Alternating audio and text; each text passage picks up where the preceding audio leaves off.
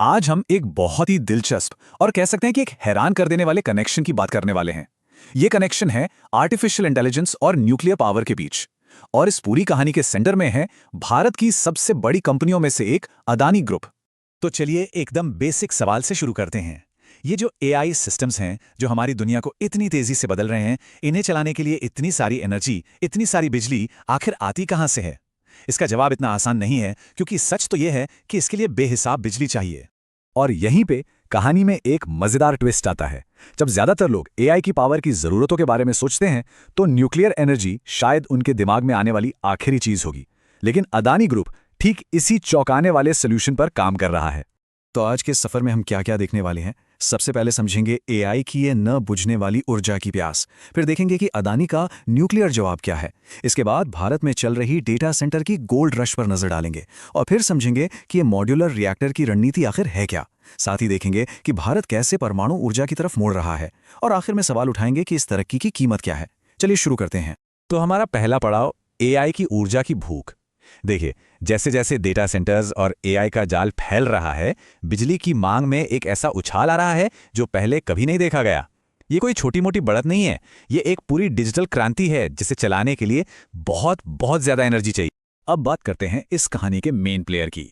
इस बढ़ती ही मांग को पूरा करने के लिए अदानी ग्रुप अपने बड़े बड़े डेटा सेंटर्स को पावर देने के लिए न्यूक्लियर एनर्जी के रास्ते तलाश रहा है।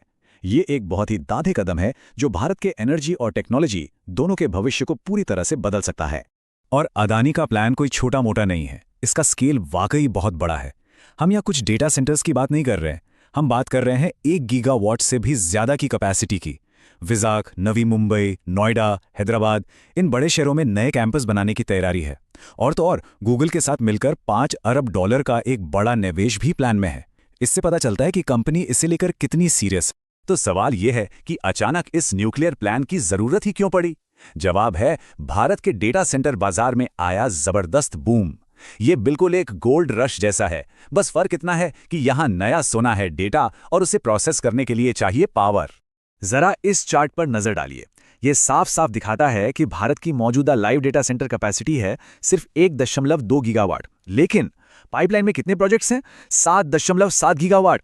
मतलब जितनी कैपेसिटी अभी है उससे लगभग 7 गुना ज्यादा तो बस बनने वाली है।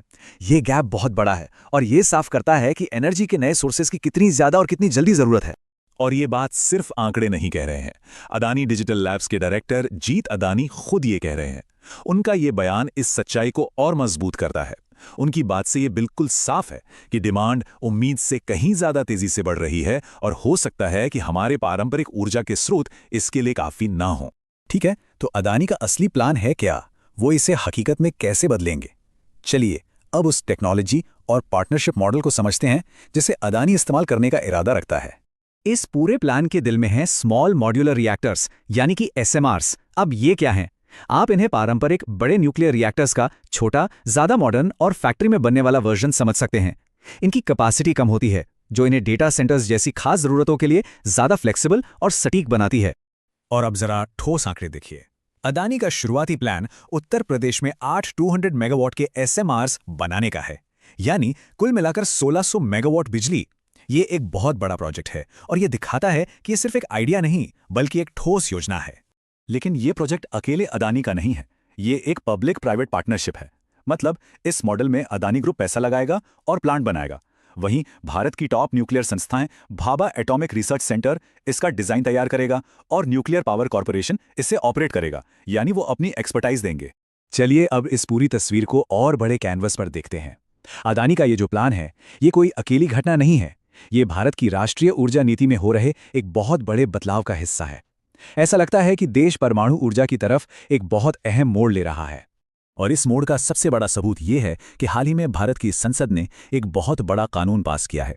ये कानून प्राइवेट कंपनियों को न्यूक्लियर सेक्टर में आने की इजाजत देता है। ये एक गेम चेंजर है जिससे करीब $214 अरब का निवेश आ सकता है और इसी ने अदानी जैसे प्लेयर्स के लिए दरवाजे खोल दिए हैं। और ये टेबल दिखाता है कि भारत के इरादे कितने बड़े हैं। देखिए, हमारी मौजूदा परमाणु क्षमता है करीब 8780 मेगावाट, लेकिन 2047 तक का लक्ष्य क्या है? 1 लाख मेगावाट। ये एक जबरदस्त छलांग है। तो अदानी का जो 1600 मेगावाट का प्लान है वो इस बड़ी राष्ट्रीय रणनीति का ही एक हिस्सा है। तो क्या न्यूक्लियर ही एकमात्र रास्ता है? अब अपने आखिरी हिस्से में जरा दूसरे विकल्पों पर भी एक नजर डालते हैं और ये समझने की कोशिश करते हैं कि इस तरक्की की असली कीमत क्या हो सकती है। यहाँ अदानी की ही दो अलग अलग एनर्जी स्ट्रैटेजी में एक दिलचस्प मुकाबला दिखता है।